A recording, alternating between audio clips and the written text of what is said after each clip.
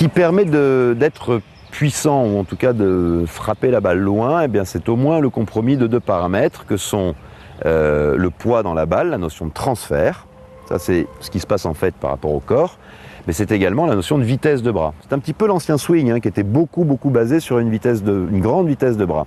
Alors, vitesse de bras, c'est une chose.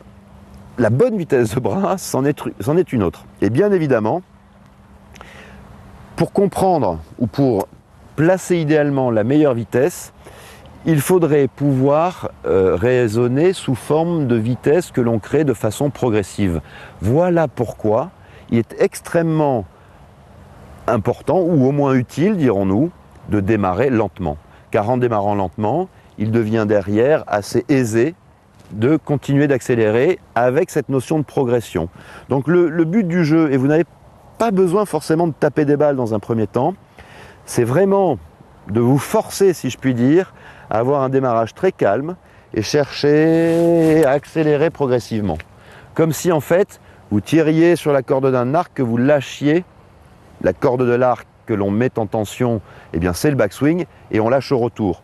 Et les archers, vous l'aurez observé certainement, ceux qui sont très forts en tout cas, ils ne tirent pas sur la corde de l'arc comme des malades.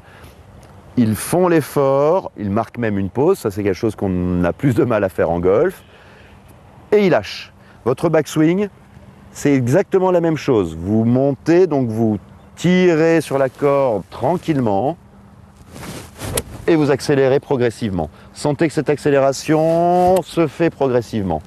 Faites des swings d'essai sur ces sensations-là, puis ensuite, assez naturellement, tapez des balles au practice. Vous verrez que normalement, cette accélération va se placer dans le meilleur cadre possible, c'est-à-dire sur cette notion de progression, et conséquemment, ça devrait vous aider.